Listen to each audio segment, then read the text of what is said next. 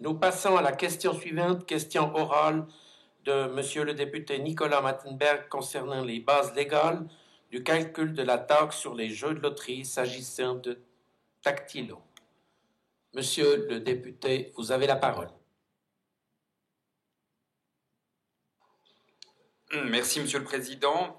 Je demande au Conseil d'État de bien vouloir préciser sur quelle base légale il s'est fondé pour calculer ces dernières années la taxe sur les jeux de loterie s'agissant du Tactilo sur le revenu brut des jeux, alors même que l'article 4 de la loi relative à la mise en vigueur dans le canton de la loi fédérale sur les loteries prévoit expressément que la taxe cantonale de 6% doit être calculée sur le chiffre d'affaires réalisé, c'est-à-dire sur le montant des billets ou des cartons vendus, et non sur le revenu brut des jeux, comme c'est le cas pour les machines à sous qui se trouvent dans les casinos.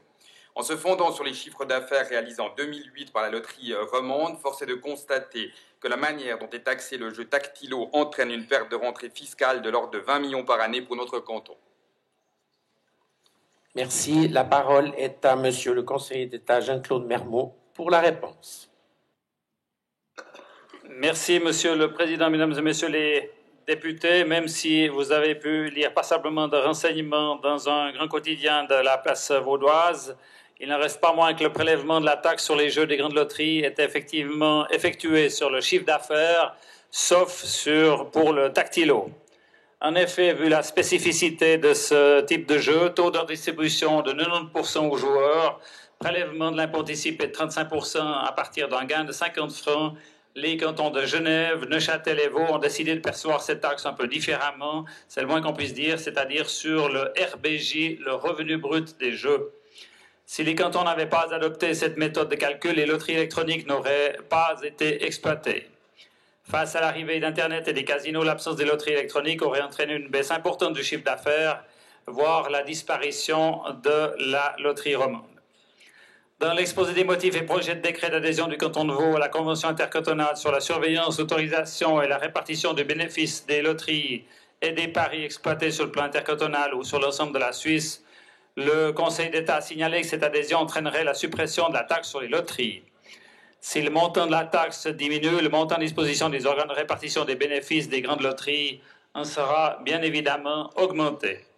La Convention intercantonale précitée est entrée en vigueur le 1er juillet 2006. Le Conseil d'État examine actuellement différentes variantes pour répondre aux exigences de la Convention, allant de la réduction à la suppression de la taxe, et soumettra bien évidemment, le cas échéant, un EMPL au Grand Conseil MPL qui, bien sûr, profitera de régulariser la problématique du chiffre d'affaires ou du revenu brut des jeux. Merci, Monsieur le conseiller d'État. Je repasse la parole à Monsieur le député Nicolas Mattenberg pour éventuellement une brève question supplémentaire. Oui, merci, Monsieur le Président. Je remercie le conseiller d'État pour sa réponse. Cela étant dit, je suis vraiment surpris par ce que je viens d'entendre. En d'autres termes, le Conseil d'État nous dit, en l'espèce, qu'il n'applique pas la loi et qu'il a fait un cadeau et des exceptions s'agissant de la perception des produits de la loterie romande pour le Tactilo. Et il me semble qu'on est encore dans un pays légaliste où on a des bases légales qui doivent être respectées.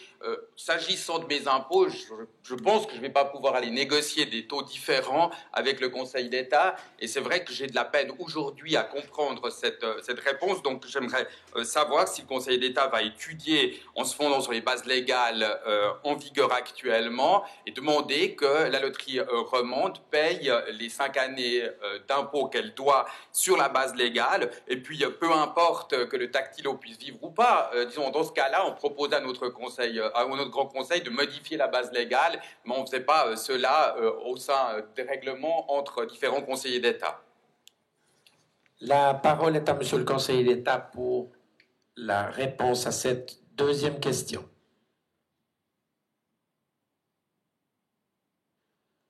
Merci, Monsieur le Président, Mesdames et Messieurs les députés. Je crois avoir répondu à cette question, mais néanmoins, je précise que, je l'ai dit tout à l'heure, comme la répartition du Tactilo est de 90 francs sur 100 francs, il est évident que si nous travaillons sur le chiffre d'affaires, il n'y aurait pas de Tactilo. Donc aujourd'hui, imaginez encaisser une taxe sur le chiffre d'affaires qui prélève plus que l'entier de la partie qui revient à la loterie romande. Vous en conviendrez, Monsieur le député, c'est plus que confiscatoire, puisque c'est une machine à distribuer de l'argent à l'État. Donc ça ne peut être le cas.